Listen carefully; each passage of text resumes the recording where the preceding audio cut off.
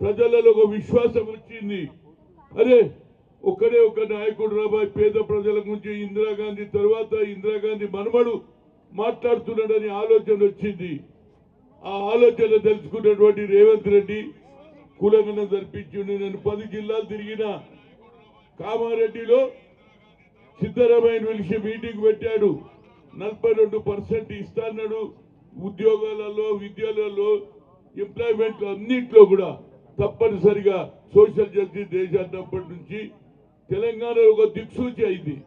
దీనికి అనుగుణంగానే రాహుల్ గాంధీ గారు పార్లమెంట్లో మాట్లాడే తీరు చూసి వారికి ఒక ఆలోచన వచ్చింది. ఏమిరా బాబు, బడుగు బలైన వర్గాల వారు ఎక్కువ సంఖ్యలో ఉన్నారు, వీరికి ఎట్లనన్నా వచ్చే తరంలో కాంగ్రెస్ ప్రభుత్వం వస్తుందన్న ఆలోచనతో ఇవాళ రాహుల్ గాంధీ మీద ఎప్పుడో ఏది ఆనాడు దేశ స్వాతంత్రంలో పెట్టినటువంటి పేపర్కు కావాలని ఎట్టి పరిస్థితుల్లో ఇది మనీ లాండరింగ్ జరగనేలే.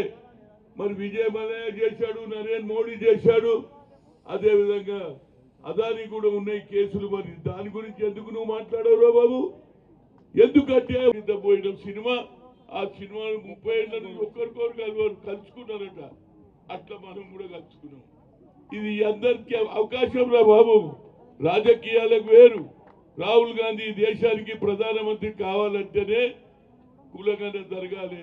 ఆయన అంటుడు నరేంద్ర మోడీ జనగణ అంటుడు. జనగణ అంటూ కులగణ లేదు, జనగణ ఎందుకు బాబు?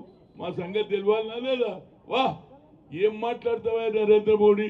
ఇవాళ ఏం తప్పు చేసిండని ఆయన మీద కేసులు పెడుతున్నావు. ఇప్పుడే చెప్పిండు మా మిత్రుడు మధు యాష్కి, ఎందుకంటే ఆయన లాయరు, నాకు తెలియదు ఈ లాయర్ సంగతి. ఆయన కరెక్ట్ చెప్పిండు. ఏమన్నాడంటే అసలు ఇది మనీ లాండరింగ్ కేసే కాదంటుడు. కరెక్టే, ఇది అసలు డబ్బులే లేవు, పేపరే నడవకుంటే పైసలు ఎడికెళ్ళి వస్తాయి అని. అబ్బాయి ఇది కొత్త సీన్ ఉన్నది నాకు. పేపరే నడుస్తలేదు, పైసలు ఎడికెళ్ళదు. కొన్ని పేపర్లు చూస్తాం మనం, ఆంధ్రజ్యోతి ఈనాడు కొన్ని పేపర్లు పెడతాయి. వాడు రాత్రి పొద్దునప్పుడు సార్ ఇక పేపర్లో చక్కగా చెప్తే వాళ్ళు అది కూడా రాసేస్తాం. మమ్మల్ని ఇట్లా ఇన్సల్ట్ చేసిండు. పేపర్లో వాళ్ళకు కూడా ఇబ్బంది ఉన్నది కొన్ని పేపర్లు.